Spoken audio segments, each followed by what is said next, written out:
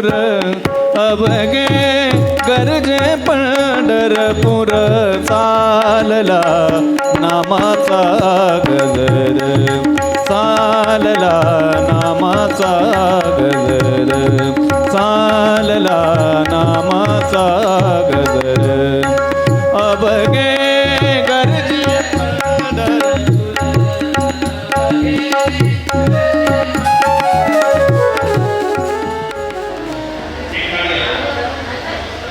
तो हृदयो तो विधेय आता असं बघा दक्षिणमुखी कोणी बसणार नाही हा असं तर तुळशीच्या कानाने ठेवले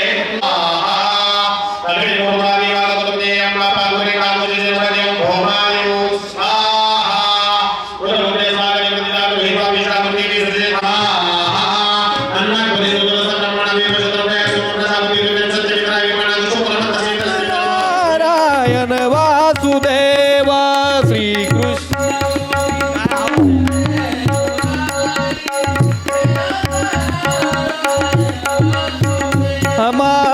श्रीकृष्ण गोविंद हरे मुरारी हे नाथ नारायण वासुदेव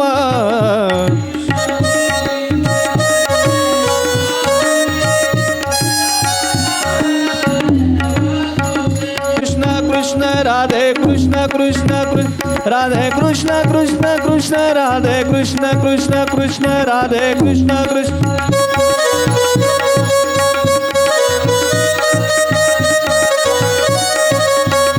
राधे कृष्ण राधे कृष्ण राधे कृष्ण राधे कृष्ण राधे कृष्ण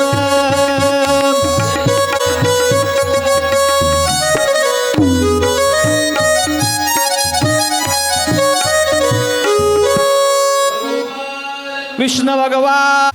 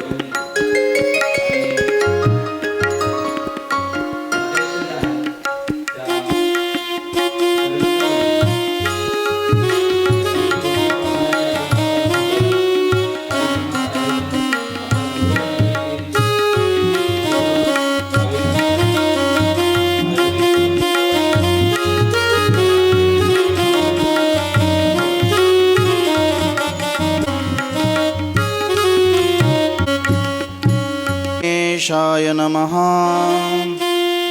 श्री सरस्वते नमः। श्री गुरुभ्यो नमः। श्री कुलदेवताभ्यो नमः। श्री स्थानदेवताभ्यो नमः। श्री ग्रामदेवताभ्यो नमः। ओम श्री अक्कलकोट निवासी पूर्णदत्त अवतार दिगंबर यतिवर्य श्री स्वामी समर्थ महाराजाय नमः। ब्रह्मानंदं परमसुखदं केवलं ज्ञानमूर्तिं द्वन्द्वातीतं गगनसदृशं तत्त्वमस्यादिलक्ष्यम् एकं नित्यं विमलमचलं सर्वदे साक्षिभूतं भावातीतं त्रिगुणरहितं सद्गुरुं तं नमामि। ॐ रक्तांग रक्तवर्ण पद्मनेत्र सुहास्यवदनं कण्ठाटोपी च मालदण्डकमण्डलुधर कटयांकररक्षक त्रैगुण्यरहित त्रैलोक्यपालक विश्वनायक भक्तवत्सल कलियुगे श्री स्वामी समर्थ अवतार धारक पाहि मां पाहि मां पाहि मां। सगळ्यांनी आता करूया प्रार्थना जय जयाजी अगरणां परात्परा कैवल्य सदना ब्रह्मानंदायतिवर्या जय जयाजी पुराण पुरुषा लोकपाला सर्वेषां अनंत ब्रह्मांडाधीशा वेदवंदा जगद्गुरु सुखधाम निवासियां सर्वसाक्षी करुणालयां भक्तजन ताराया अनंत रूपे नटलासी तू अग्नि तू पवन तू आकाश तू जीवन तुझी वसुंधरा पूर्ण चंद्र सूर्य तुझी प्रेम तू विष्णू आणि शंकर तू विदाता तू इंद्र अष्टदिक्पालादि समग्र तुची रूपे नटलासी करतानी करविता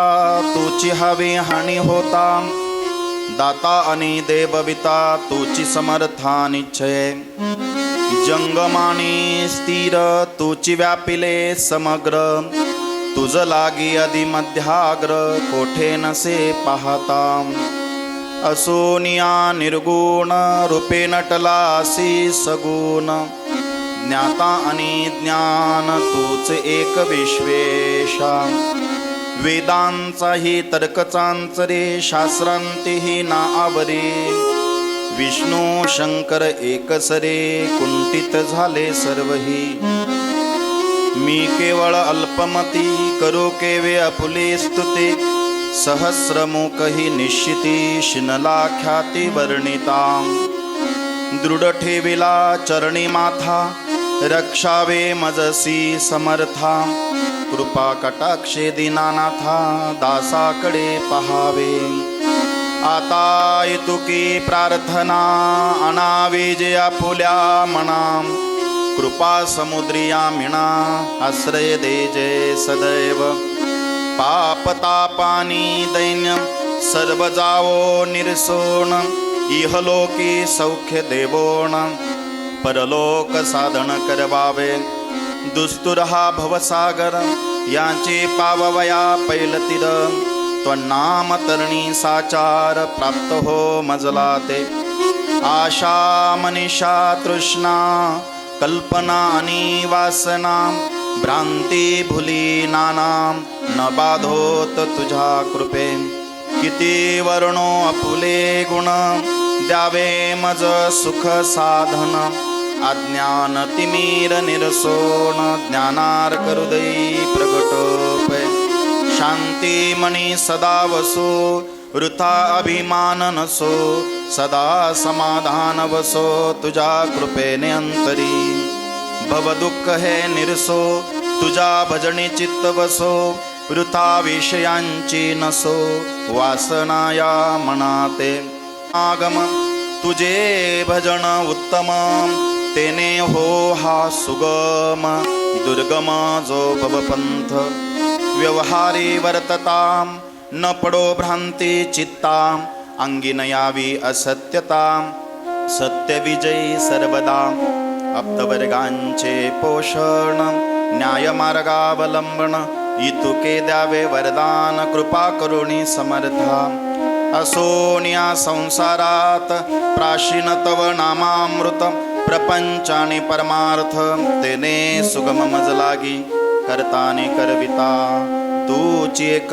स्वामीनाथा माझी आठाई वार्ता मी पणाची नसे गुरुर्ब्रह्मा गुरुर्विष्णू गुरुर्देवो महेश्वरा गुरु साक्षात् परब्रह्म तस्मै श्री गुरुवे नमः श्री की जय श्री गुरुदेव दत्त श्री त्र्यंबकेश्वर महाराज की जय गंगा गोदावरी माता की जय सद्गुरु परम पूज्य मोरे दादा की जय श्री स्वामी समर्थ गुरु माऊली की जय छत्रपति शिवाजी महाराज की जय सनातन हिंदू धर्म की जय भारत माता की जय गोपाल कृष्ण भगवान की जय श्री तुलसी माता की जय। दिगंबरा दिगंबरा श्रीपाद वल्लभ दिगंबरा। दिगंबरा दिगंबरा श्रीपाद वल्लभ दिगंबरा। दिगंबरा दिगंबरा श्रीपाद वल्लभ दिगंबरा। दिगंबरा वल्लभ दिगंबरा। हे दत्त दत्त बोल रे ब्रह्मानंदी डोल रे। दत्त दत्त बोल रे ब्रह्मानंदे बोल रे। स्वामी स्वामी बोल रे ब्रह्मानंदी डोल रे। स्वामी ब्रह्मानंदी डोल रे। ब्रह्मानंदी डोल रे। ब्रह्मानंदी डोल रे। हे दिगंबरा दिगंबरा श्रीपाद वल्लभ दिगंबरा। दिगंबरा दिगंबरा श्रीपाद वल्लभ दिगंबरा। कामधेनु कल्पतरू कामधेनु कल्पतरू। स्वामी माझे दत्त गुरु।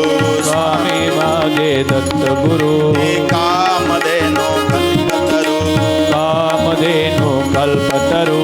स्वामी माझे दत्त गुरु। स्वामी माझे दत्त गुरु। हे दिगंबरा दिगंबरा श्रीपाद वल्लभ। दिगंबरा दिगंबरा श्रीपाद वल्लभ दिगंबरा। हे दिगंबरा दिगंबरा श्रीपाद वल्लभ दिगंबरा। हे दिगंबरा दिगंबरा श्रीपाद वल्लभ दिगंबरा।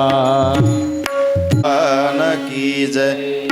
श्री तुलसी माता की जय। श्री स्वामी समर्थ। म्हणायचं आहे क्लीं कृष्णाय गोविंदाय गोपीजन वल्लभाय स्वाहा। ओम ह्रीं ह्रीं क्लीं क्लीं ऐं ऐं वृंदावने वृंदावने स्वाहा। स्वाहा। श्री तुलसी माता की जय। जय।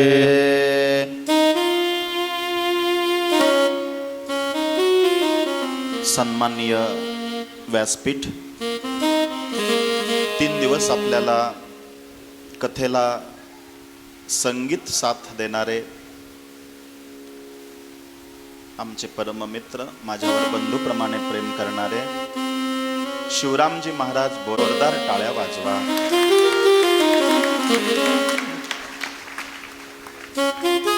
तबल जे आहे आमचे बंधू केशवजी महाराज करंजकर यांच्यासाठी जोरदार टाळ्या वाजवा.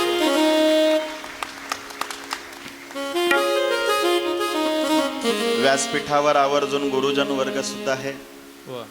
ज्ञानदानाचं पवित्र काम करून अध्यात्मामध्ये स्वतःला गुंतून घेतलेले आदरणीय शेटे सर, भदे सर यांच्यासाठी जोरदार टाळ्या वाजवा.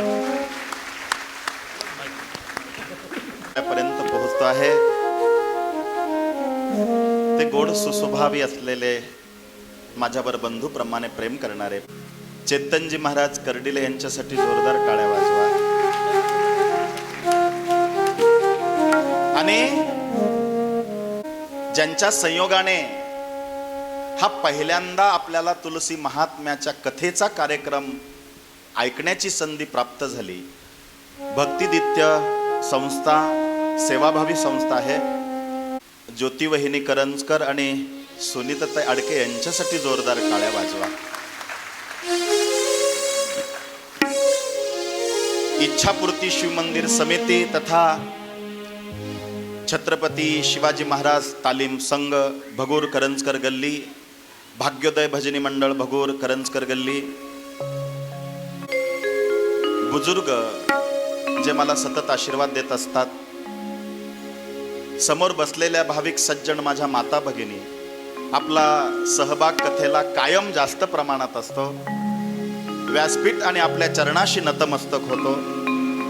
या ठिकाणी जमलेले माझे पितृवर्ग बांधव, बालगोपाल, आपल्या सर्वांचा सर्वप्रथम आदरयुक्त सन्मान करतो आणि आज ह्या प्रथम दिवसाच्या तुलसी महात्म्य कथेला प्रारंभ करतो. गोपाल कृष्ण भगवान की जय. तुलसी माता की जय. तुलसी महात्म्य कथा हा पहिला प्रयोग आहे आपल्याकडं. आजपर्यंत माझ्या ऐकवात नाही की तुलसी महात्म्य कथेचं आयोजन नाशिक जिल्ह्यामध्ये झालंय. हा पहिला प्रयोग आहे. 3च दिवस आहेत. तुलसी महात्म्य सांगायला संपूर्ण आयुष्य संपून जाईल तरी तुलसी मातेची कथा महात्म्य पूर्ण होऊ शकत नाही. आता तुम्ही 3 दिवसामध्ये तुलसीचं किती महत्व आहे आजपर्यंत आपण फक्त घरासमोर लावतो आणि बरेचसे काही लोक तिला फक्त एक वृक्ष म्हणून समजतात. पण आज जर वेळ आलाच, माझ्या तुलसी राणीची, लक्ष्मी मातेची कृपा झालीच, तर आज त्या तुलसीच्या नुसतं जवळून जरी गेलं तरी काय फायदे होतात हे स्कंद पुराण आणि पद्म पुराणात आलेलं वर्णन आहे. मी थोडंसं स्कंद पुराणातलं घेतलं, थोडं पद्म पुराणातलं घेतलं आणि मला विशेष ही कथा भावली ती म्हणजे देवी भागवत महापुराणामधली तुलसी महात्म्य. हे 5 अध्याय आले त्याच्यामध्ये. व्यासांनी इतकं सुंदर वर्णन केलंय तुलसी राणीचं, तुलसी देवीचं. अरे किती महान तपश्चर्या करणारी ती देवी आहे. ती वृक्ष स्वरूपा कशी झाली, तिची आख्यायिका काय आहे, तिला वृक्षाचं रूप कसं मिळालं. मला 3 दिवसाच्या कथा भागामध्ये सुरू झाली कथा. लक्षपूर्वक ऐका. समुद्र मंथनामधून ज्या वेळेला अमृत बाहेर पडलं त्यावेळेला त्या अमृताचा कुंभ काठोकाठ भरलेला होता. अमृत निघाल्याबरोबर देवदानवांची त्या अमृतासाठी जरा झकडपकड झाली आणि तो कुंभ समुद्रातनं बाहेर आणल्यानंतर थोडासा हल्ला आणि म्हणे त्या अमृत कुंभामधला त्या अमृताचा एक थेंब या पृथ्वी तलावर पडला. त्याचंच जे वृक्ष झालं तीच ही तुलसी राणी. हा पहिला भाग. 3 दिवस आपल्याला कथा भागामध्ये काय काय ऐकायचं आहे हे दिग्दर्शन पहिलं होणं गरजेचं आहे. दुसरी कथा सांगितली जाते देवी भागवत महापुराणामध्ये. धर्मध्वज आणि राणी माधवी यांच्या पोटी जी लक्ष्मी स्वरूपा जन्माला आली तीच तुलसी. नंबर 3, पूर्वजन्मी ही तुलसी नावाची द्वापार युगामध्ये कृष्णाच्या सोबत एक गोपिका होती आणि ती कृष्णासोबत एकांतात असताना राधिकेला जलन झाली. त्या राधेने तिचा द्वेष केला. हा कृष्ण माझा सोडून कुणाचा होऊ शकत नाही म्हणून ती रागाने क्रुद्ध झाली आणि त्या राधेने त्या तुलसी नावाच्या गोपिकेला शाप दिला. मृत्यूलोकी मानव योनी जन्म पावशील. तीच ही तुलसी. ह्या 3 कथा भागाला आपल्याला 3 दिवसामध्ये जसा वेळ मिळेल तसा थोडा थोडा स्पर्श करायचा आहे. आपण भाग्यवान आहात. कथा भागामध्ये आलंय तसं. पद्मपुराण सांगतं तुलसी महात्म कथा ऐकायला येणारा किंवा येणारी हे साधेसुधे नाहीये. तुलसीचा जन्म जर राधेच्या शापाने मृत्यू लोकामध्ये मानव योनीमध्ये जर होत असेल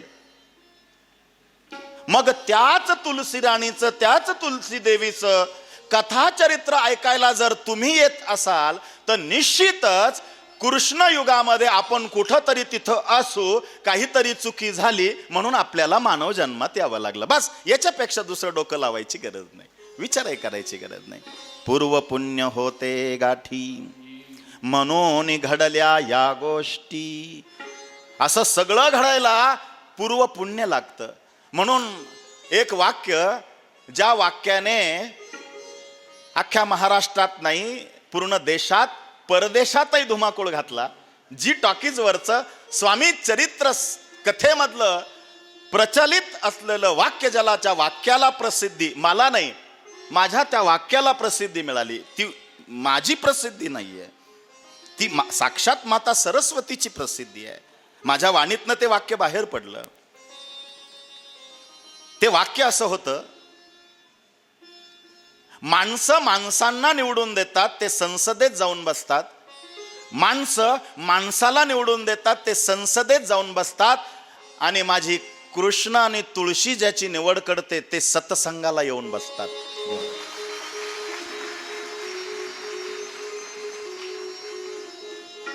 ही निवड कोणी केली आहे? देवाने केली आहे. मग सगळेच इथं येऊन बसतात का? नाही. काही काहींना तर दुग्ध शर्करा योग 2 लाभ मिळाले. इथं काही भाविक सज्जन आमचे शिवमहापुराण कथा ऐकून परत तुलसी महात्म्य कथा ऐकायला आले. ही तळमळ आहे. आणि अंतरंगामध्ये जर तळमळ असेल, निश्चितच पूर्ण होते. कसं काय, जमेल का जमेल का जमेल का? पण आज योगायोग पहिला दिवस आहे, आज थोडंसं लांबल्या गेलं. पण तुम्ही जर जास्त संख्येने येत असाल तर जरा 6ला सुरू करण्यापेक्षा आपण 6:30ला सुरू करूया. पण ऐका, आपण कथा तर करतोच आहे, ज्ञानदान करतोच आहे, अन्नदान सुद्धा आहे. पण ऐका, जगन्नाथपुरीला गेल्यानंतर महत्वाचा मुद्दा सांगतो, लक्ष द्या. जगन्नाथपुरीला गेल्यानंतर 1.25 ते 1.5 लाख रुपये खर्च करून तिथं जो विष्णू याग लोक करता, तो विष्णू याग आपल्याला इथं विनामूल्य बसून करण्याची संधी आमच्या या संस्थेने प्राप्त करून दिलेली. एकदा त्यांच्यासाठी जोरदार टाळ्या वाजवा. विनामूल्य, 1 रुपया द्यायची गरज नाही, साहित्य सुद्धा आणायची गरज नाही. जे इच्छुक आहेत, आज काही जोड्या बसलेल्या होत्या, जे इच्छुक आहेत त्यांनी या ठिकाणी जे नियोजन करते आहे त्यांच्याकडे उद्यासाठी जोडीचं नाव आपलं रजिस्ट्रेशन करायचं आहे. म्हणजे नियोजन करायला सोपं आहे. तो विधी सुरू होतो विष्णू यागाचा सायंकाळी बरोबर 5 वाजेला, दिवे लागायच्या वेळेला, लक्ष्मी घरी परत येण्याच्या वेळेला. त्या यागात सहभागी व्हायचं आहे. 3 दिवसामध्ये आपल्याला तुलसी महात्म्य आणि तुलसी विवाह याची देही याची डोळा अनुभवायचा आहे. उद्या हळद आहे आणि ती हळद कथेच्या शेवटच्या 10 मिनिटाच्या टप्प्यात, फक्त 10 मिनिटात, 10 ते 12 मिनिटात हळदीचा कार्यक्रम आपल्या सगळ्यांच्या साक्षीने इथं होणार आहे. परवा लग्न आहे तुलसी दामोदर, तेही लग्न, त्याचे साक्षीदार आपण राहणार आहात. आणि महत्वाचं म्हणजे आज काय तर आज पाहुणे येऊ जाऊ सगळं झालंय, पोह्यांचा कार्यक्रम झालाय. आज सांगतेला सुपारी फोडायचा कार्यक्रम आपल्याला करायचा.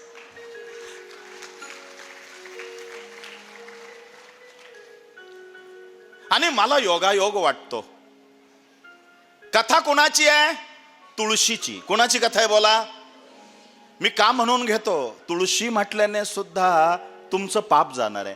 कथा कोणाची आहे बोला? तुळशीची कथा आहे. आणि त्या तुळशीची कथा तुळसा लॉन्सलाय. काय योगायोग आहे वा. हे ठरून नाही होत, हे जुळून येतं. आणि जे जुळून येतं ना त्याला ईश्वर कृपा म्हणतात. काय म्हणतात? ईश्वर कृपा. बोला गोपाल कृष्ण भगवान की. तुलसी जय, सब संतन की जय. 3 दिवसामध्ये कथा ऐकून, लक्षपूर्वक ऐका, 3 दिवसामध्ये कथा ऐकून जर तुम्ही गळ्यात तुळशीची माळ नाही धारण केली, घाबरू नका, घाबरू नका, पुढचं ऐका, घाबरू नका. लकत धाक पडला, आम्हाला हे बंद करायला लागल, हे बंद करायला लागल. अरे थांबा जरा, ऐका तर खरी. पण लक्ष द्या, 3 दिवसामध्ये तुलसी महात्म्य ऐकून तुम्ही स्वतःहून तुळशीची माळ धारण निश्चितच कराल. ग्रंथावर हात ठेवून मी तुम्हाला अनुमती देतो, इतकी ताकद तुलसी महात्म्यात आहे.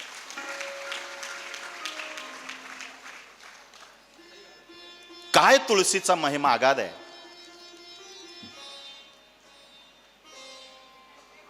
तुलसीचं महात्म्य नुसतं ऐकून, काय बोललो नीट ऐका, तुलसीचं महात्म्य नुसतं बसून तुम्ही ऐकलं तरी तुमचा मोक्षाचा मार्ग सुलभ झाला. कशाचा? मोक्षाचा. ऐका, पद्मपुराण सांगतं, सर्वांगाचे कान करून ऐका. हे पद्मपुराणातलं सांगतोय मी श्लोक सांगणार आहे आणि त्याचा अर्थ पण सांगणार आहे, सगळ्यांना समजेल उमजेल अशा भाषेत. माणूस कितीही पापी असू द्या, पद्मपुराण बोलतं, माणूस कितीही पापी असू द्या, जर त्याने तुळशी मातेचा आश्रय घेतला तर तो निश्चितच, चकार वापरला, निश्चितच वैकुंठाला जात असतो. तुम्ही म्हणाल ही वैकुंठ काय भानगड आहे? सर्वांगाचे कान करून ऐका. स्वर्गाची इच्छा करू नका. देह सोडल्यानंतर जीव जो जातो तो स्वर्गाला जातो. स्वर्गाची इच्छा करू नका, मोक्षाची इच्छा करा. तुम्ही म्हणाल का? पद्मपुराण सांगतं, ज्ञानेश्वर महाराजांची सुद्धा ओवी आहे, लक्ष द्या.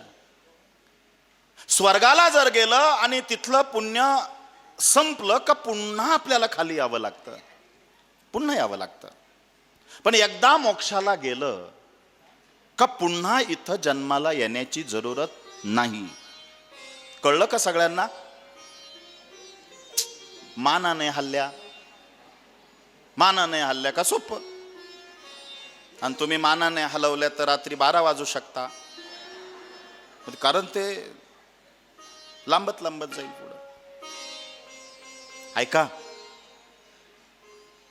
स्वर्गाची अपेक्षा करू नका, मोक्षाची अपेक्षा करा.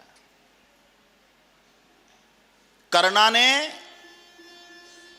आयुष्यभर इतकं दान केलं आणि त्या दानाच्या पुण्याच्या बळावर तो स्वर्गाला गेला. कुठे गेला? स्वर्गाला गेला. कर्ण इतका उदार होता का त्याने त्याच्या आयुष्यामध्ये कधीच कुणाला खाली हात जाऊ दिलं नाही. माणसाने दान केलं पाहिजे, कारण हात शोभून दिसतात दानाने. कशाने? एक दिवस कर्ण रथात बसून जरा फेरफटका मारायला चालला होता. तुम्ही म्हणाल का बोलताय? स्वर्ग नको, मोक्षाची इच्छा करा. आणि ते मोक्ष जर कोणी देत असेल फक्त तुळशीच्या संपर्कात गेल्याने, अरे तुम्ही किती पापी आहात का पुण्यवान आहात मी बोलत नाही, हे पद्मपुराण सांगतं. तुळशीच्या संपर्कात गेल्याने मोक्षाची प्राप्ती आहे, कितीही जीव पापी असू द्या. पुण्य जर केलं, अहो स्वर्गाला जाणं अवघड नाहीये. 100 यज्ञ करायचे. किती? 100 यज्ञ करायचे, स्वर्गाला बिंदास जायचं. पण त्या यज्ञाचं केलेलं पुण्य संपलं का पुण्य मृत्यू लोकामध्ये माघारी परतून यायचं. काय गोड बोलतात माऊली. मग पुण्याची पावोटी सरे, सवेची इंद्रपणाची उटी उतरे, मग येऊ लागती माघारे मृत्यू लोका. स्वर्गातलं पुण्य संपलं का पुन्हा यावं लागतं. कर्ण इतका उदार होता, इतकं पुण्य केलं त्याने. एक दिवस असं रथामध्ये फेरफटका मारत असताना एक याचक आला. याचकाने तो रथ अडवला. कर्णा थांब. काय म्हणे, मला तुझी कीर्ती ऐकली, तू उदार आहेस, मला काहीतरी दे.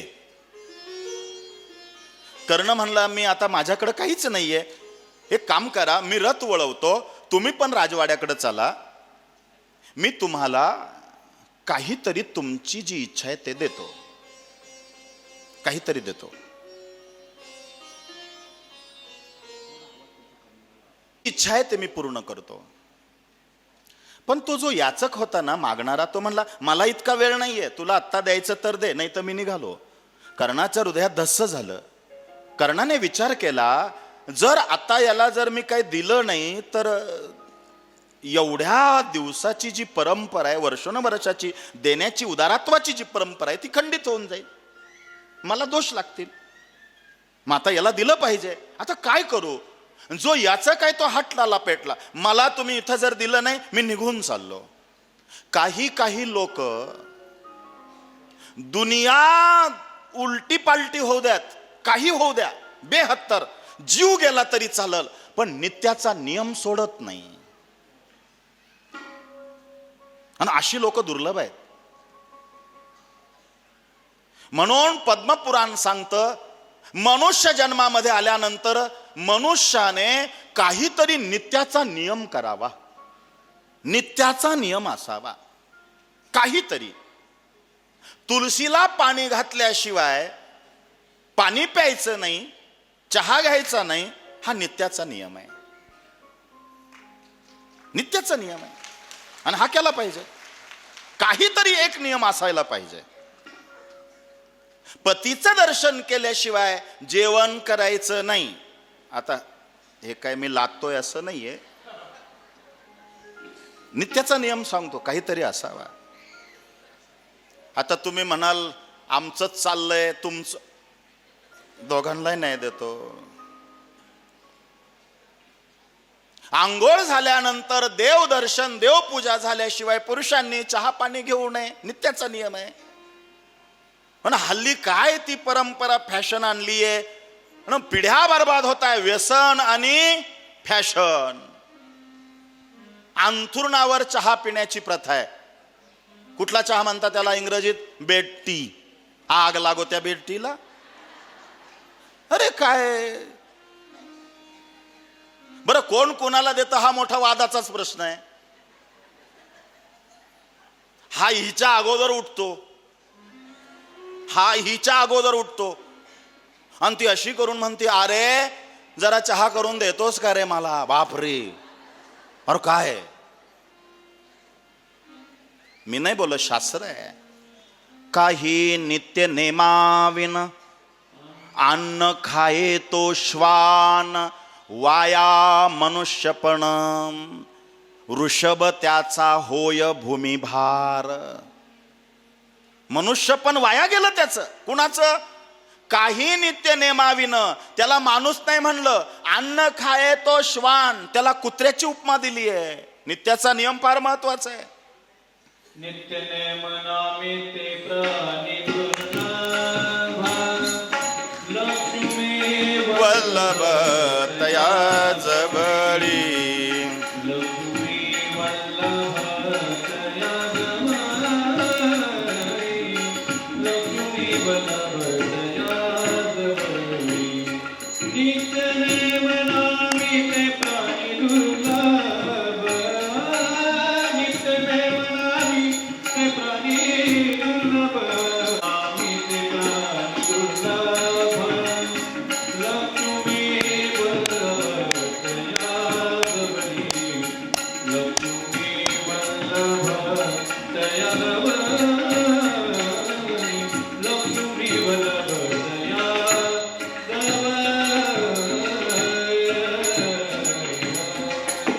गोपाल की जय, तुलसी माता की जय. म्हणा ओम ह्रीं क्लीं ऐं वृंदावने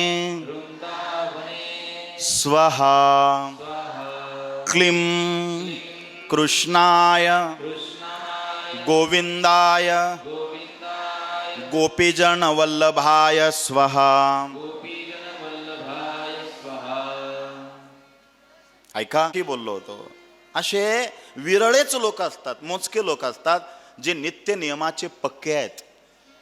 देह जावो अथवा राहो पांडुरंगी दृढ भावो चरण न सोडी सर्वथा तुझी आन पंढरीनाथा, किंवा आन तुझी पंढरीनाथा. देवा शपथ आहे तुझी, मी मेलो तरी चालल, पण तुझं नाम आहे ना, माझ्या नित्याचा नियम आहे, मी ते सोडणार नाही. कर्णाचा नित्य नियम काय होता? रोज दान करणं. आणि तो याचक रथाला आडवा झाला. तुम्ही उदार आहात, तुमची कीर्ती ऐकून मी त्या कोसावरून दूर चालत आलो, मला काहीतरी द्या, मला काहीतरी द्या. कर्णाने सांगितलं, तर काय देऊ बाबा तुला, राजवाड्यात चाल, मी रथ माघारी घेतो. तो म्हणला इतका वेळ नाही, नाही तर मी चाललो. कर्ण म्हणला थांब, आयुष्यातला माझा नित्याचा नियम आहे, मी तो मोडू देणार नाही. आता काय करावं? पण दैवगती पहा, कर्णाच्या मित्राची पत्नी, कर्णाचा मित्र आहे दुर्योधन, आणि त्या दुर्योधनाची पत्नी म्हणे तिथून फुलाची परडी घेऊन अशी चालली होती. कर्ण त्या याचकाला म्हणला थांब, काम झालं तुझं. आता दुर्योधन ऐश्वर्य संपन्न राजा आहे, मोठा ऐश्वर्य संपन्न राजा आहे, पण दुसऱ्याचं घेऊन मोठा आहे, लक्षात घ्या. कौरवांनी कुणाचं घेतलंय? भावांचं. म्हणून ते 3 वाक्य ते जुने लोक म्हणतात, देवाचं, गावाचं, भावाचं कधीच खाऊ नये, है ना, कधीच खाऊ नये. काय झालं पहा. आणि त्या दुर्योधनाची पत्नी सोनं नाणं, कर्णाने रथातून उडी मारली आणि आपल्या मित्राच्या दुर्योधनाच्या बायकोच्या गळ्यातलं सगळं सोनं ओरबडलं, सगळं घेतलं ओरबडून. ती ओरडू लागली तरी ओरबडत होता, आणि ते सोनं त्या भिकाऱ्याला दिलं, म्हणलं आता आशीर्वाद द्या, माझा नियम मोडला नाही. अरे मेल्या नियम नाही मोडला, पण ती बाई लाल डोळे केले. भाऊजी, पायाकडं दंडवतच घातला कर्णाने. म्हणला वहिनी काय, माफ करा, माझा नियम मोडला असता. अरे म्हणली आग लागो तुझ्या नियमाला. भर रस्त्यामध्ये असा सोनं ओरबाडलं आणि त्या भिकाऱ्याला देऊन टाकलं. ती फुलाची परडी फेकून 120च्या स्पीडने घरी पळत गेली. दुर्योधन म्हणला तुला काय झालं, केस विस्कटलेले, रडका चेहरा. ती म्हणली आत्ताच्या आत्ता त्या कर्णाला बोलवा आणि त्याला फासावर द्या. म्हणे का, त्याने काय केलं? अहो कोणी भिकारी आला म्हणे, रथाला आडवा झाला, या कर्णाने माझ्या गळ्यातलं सगळं सोनं ओरबडलं म्हणे, आणि त्या भिकाऱ्याला देऊन टाकलं, म्हणून त्याला फासावर द्या. दुर्योधन म्हणला बाई जाऊ दे, 10 तोळे गेलं तर तुला 20 तोळे देतो, पण त्याच्या नादाला लागू नको. म्हणे का, बरं झालं त्या याचक भिकाऱ्याने सोनंच मागितलं, तुला नाही मागितलं, नाही तर तू माझी राहिली नसती. कारण दुर्योधन मित्राला सुद्धा माहिती होतं माझा कर्ण नावाचा मित्र किती उदार आहे. कर्ण अंतकाळ त्याचा आला. आता अंतकाळ कधी आला? कुरुक्षेत्रावर. कर्णाच्या रथाचं चाक चिखलात अडकलं. आता तुम्ही म्हणाल कुरुक्षेत्रावर काय पाऊस पडला होता का? पाऊस नव्हता पडला. इतकी माणसं मेली होती, रक्ताचा, मांसाचा आणि हाडांचा अक्षरशः चिखल झाला होता, आणि त्या चिखलात चाक अडकलं. शस्त्र अस्त्र खाली टाकलं रथामध्ये, आणि कर्ण रथाचा चाक काढायला असं बिलगला, बळ लावतोय. हे सगळं समोर अर्जुनाचा जो सारथी होता, कोण माझ्या मागे आहे बघा, है ना, तर कृष्ण परमात्मा अर्जुनाला म्हणला अर्जुना काय मार त्याला. अर्जुन म्हणला देवा, आपल्या देशाची, हिंदुस्थानाची युद्धनीती आहे, हातात शस्त्र अस्त्र नसेल त्याच्यावर वार करायचा नाही, त्याच्यावर वार करायचा नाही. कृष्ण म्हणला मला शहाणपणा शिकवू नको. तुम्ही लक्षाग्रहात झोपेत असताना ह्याच कारणाने आणि त्याच्या मित्र दुर्योधनाने तुम्हाला जाळायचा प्रयत्न केला, तेव्हा विचार केला होता का त्यांनी असा? म्हणे नाही. मग मार म्हणून सांगू का?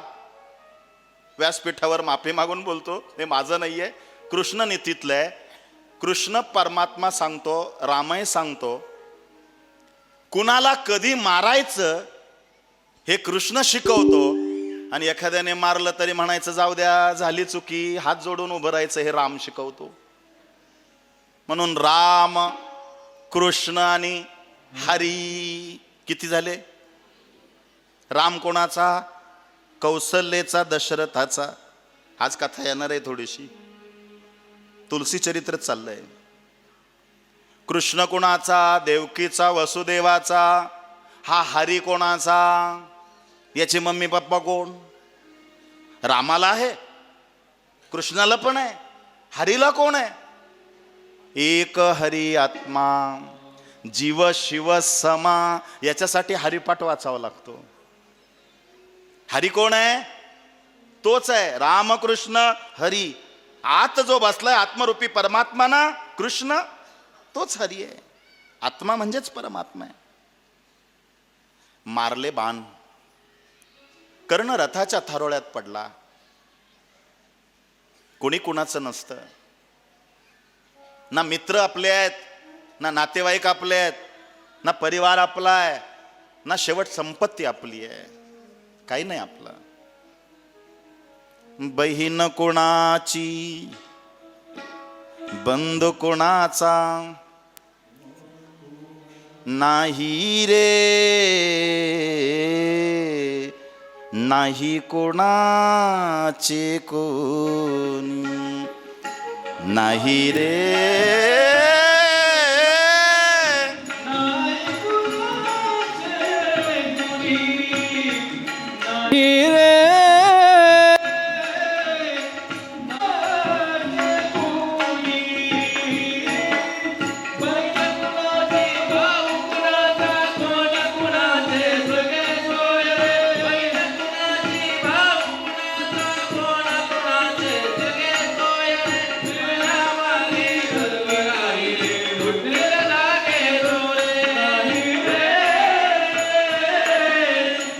नाही कुणाचे कोणी, नाही रे.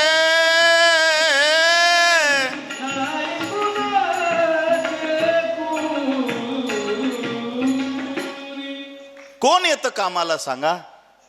कोणी नाही. एकटा पडलाय कर्ण. रात्रीची वेळ आहे. ज्या दुर्योधनासाठी जीवाची बाजी लावली तो मित्रही भेटून निघून गेलाय. कर्णाला रडायचा आवाज येतोय.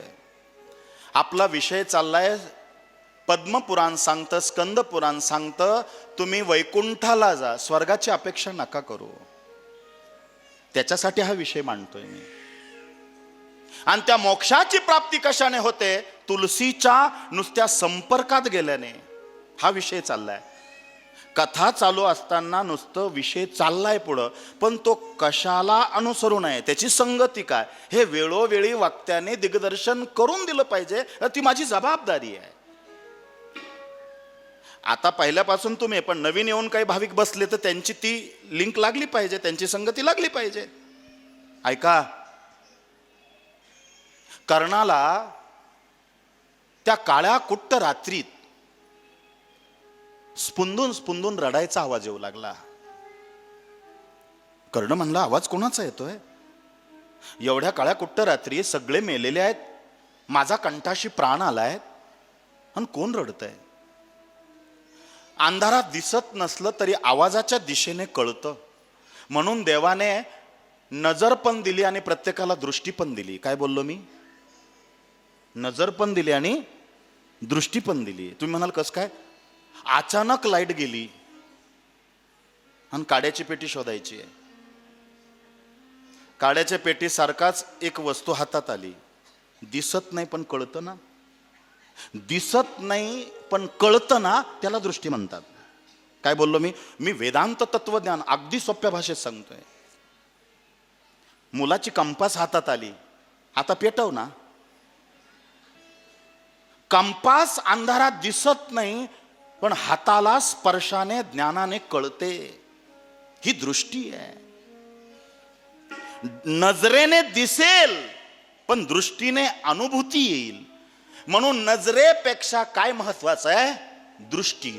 जर उद्या परवाच्या भागामध्ये वेळ मिळाला तर मला आठवण करून द्या, सूरदास सांगण्याचा मी प्रयत्न करेल. कोण? सूरदास, ज्याला डोळेच नाहीये.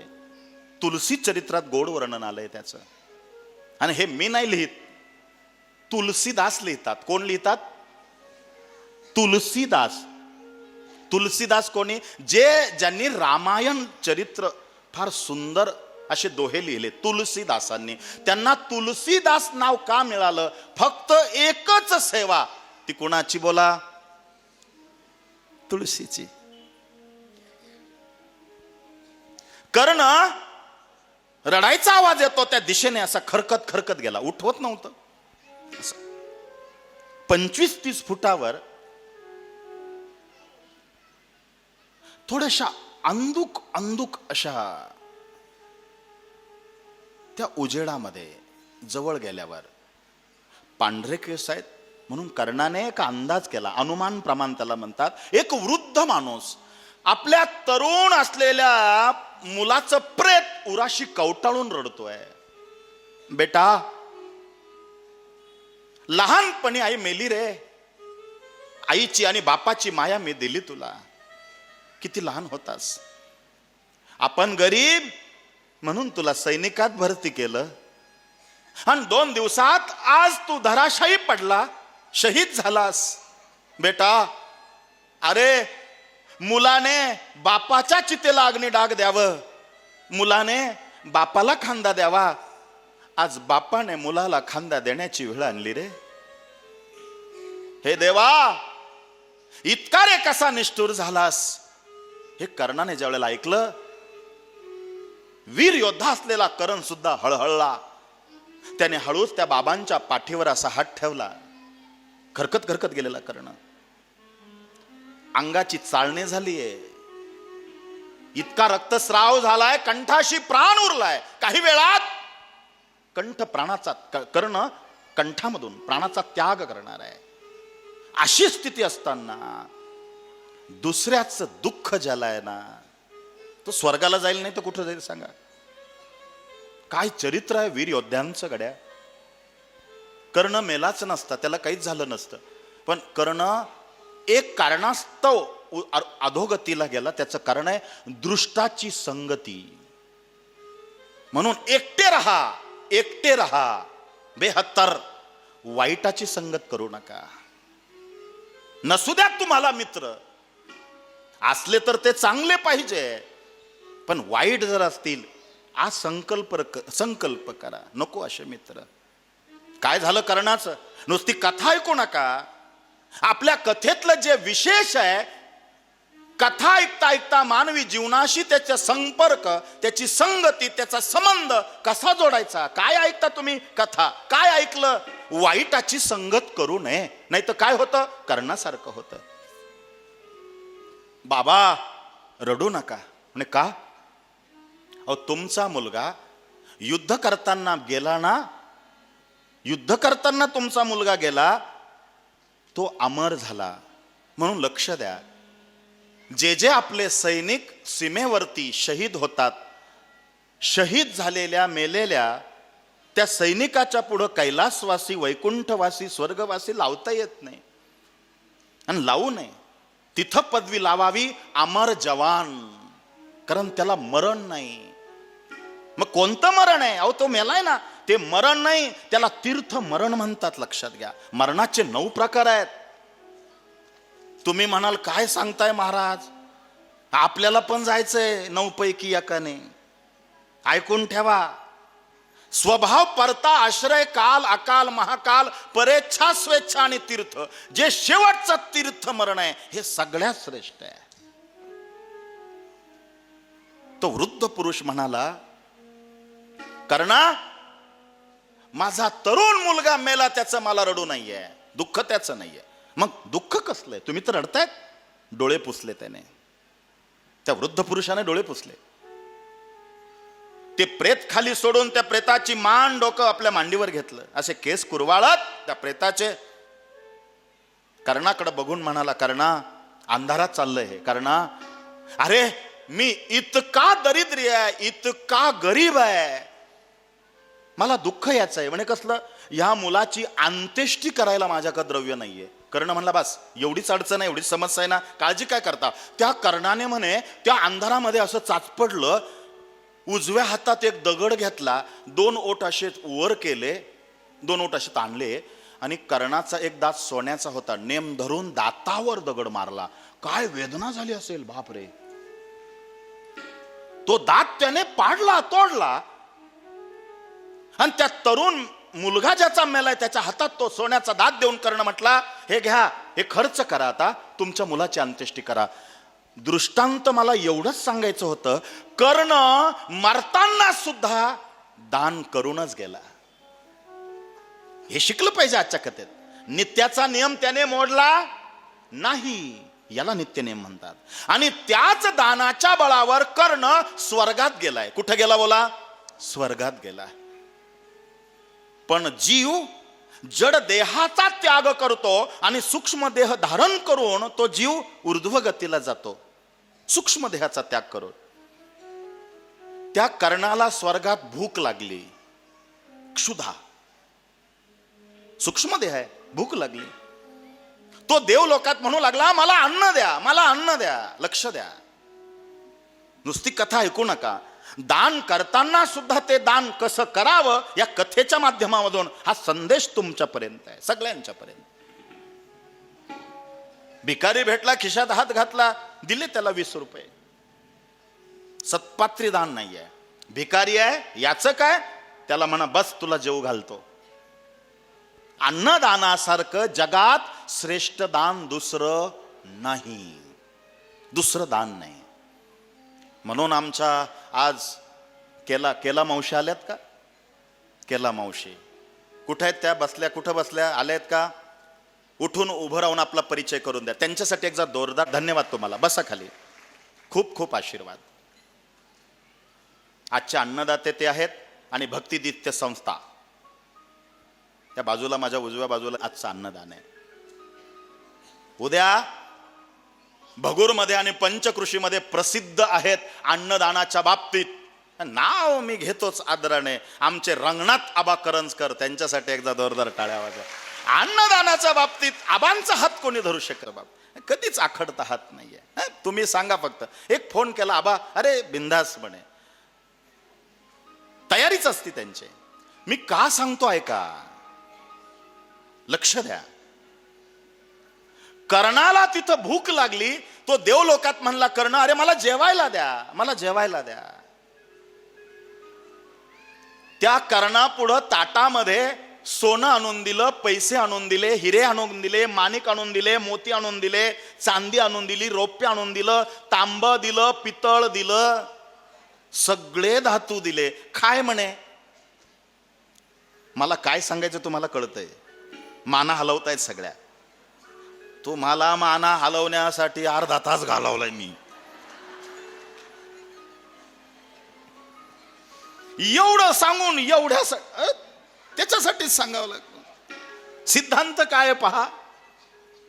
काय म्हणे?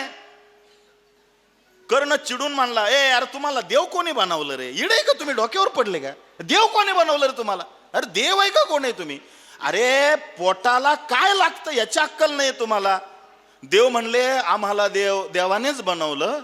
इंद्र म्हणला खाय ना म्हणे हे. अरे पण हे पोटाला चालत नाही, त्याला भाजी पोळी वरण भात शिरा काहीतरी द्या ना मला.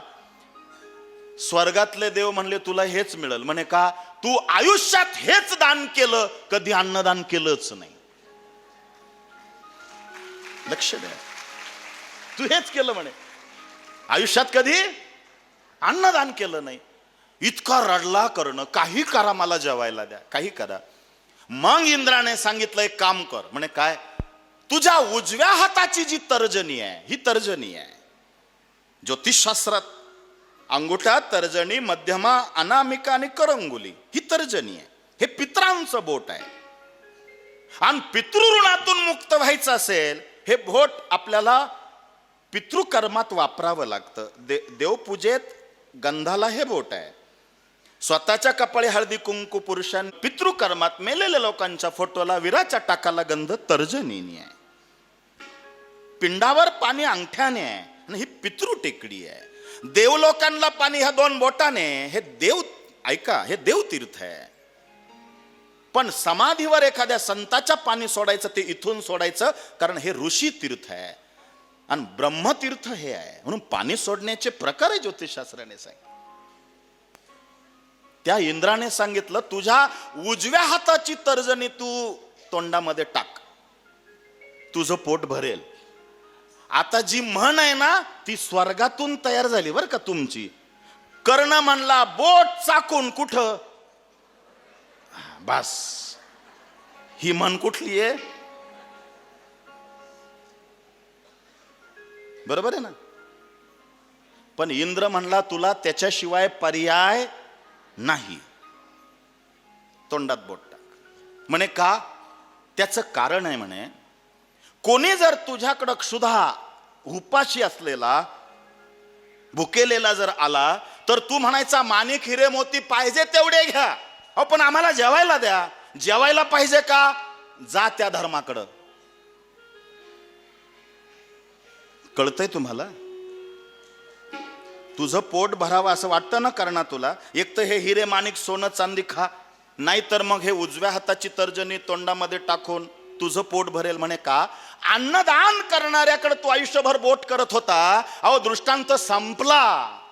अन्नदान करणाऱ्याकडे बोट केलं, ते बोट तोंडात टाकल्याने कर्णाचं पोट भरत जर असेल तर अन्नदान करणारा हजारो करोडो वर्ष स्वर्गातून वैकुंठात गेल्याशिवाय राहत नाही.